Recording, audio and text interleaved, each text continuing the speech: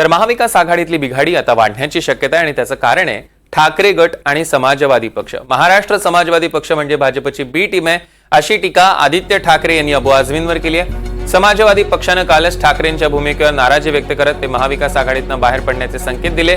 त्यानंतरही ठाकरे गट आणि समाजवादी पक्ष यांच्यातला वाद काही संपत नाहीये।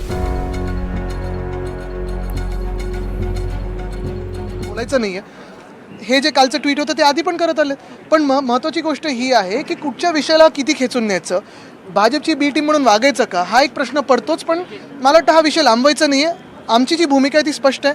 आमचं हिंदुत्व आम्ही पहिलं पण सांगितलं, हृदयात राम आणि हाताला काम, ते आमचं आहे। सगळ्यांच घेऊन सोबत चाललो आहे। उलटं तुम्हाला अजून एक सांगतो, कदाचित आम्ही एकमेव पक्ष असे असू जे स्पष्टपणे सांगतो की आम्ही हिंदुत्ववादी आहोत। सबका साथ सबका विकास जे भाजप सांगत होते ते आम्ही करत आहोत, भाजप नाही करत आहे। पण आमच्या सोबत आणि उद्धव बाळासाहेब ठाकरे ह्या व्यक्तीच्या नावावर आपण पाहत असाल, हिंदू असतील, मुस्लिम असतील, शीख असतील, पारसी असतील, बौद्ध असतील, ख्रिश्चन असतील, जैन धर्म, हे सगळेच येतात सोबत। कारण आमचं हिंदुत्व स्पष्ट, आम्ही जसं सांगितलं, आमचं घरातली चूल पेटवणारं हिंदुत्व आहे, भाजपचं हिंदुत्व हे घर पेटवणारं हिंदुत्व। सन्मान्य आदित्य साहेबांना मला विचारायचं आहे की हीच बी टीम तुमच्यासोबत होती लोकसभामध्ये, हीच बी टीम तुमच्यासोबत होती असेंब्लीमध्ये, आणि बायकला असो किंवा बँड्राईस असो किंवा वर्ली असो किंवा वेगवेगळे जागे आम्ही तुमच्यासाठी प्रचार केला तेव्हा आम्ही बी टीम नव्हतो। सन्मान्य अरविंद साहेब बालेमामा साहेब वर्षा गायकवाड साहेब आम्ही प्रचार केलेला आहे तेव्हा आम्ही बी टीम नव्हतो। तर हे मला असं वाटतं चुकीचं आहे।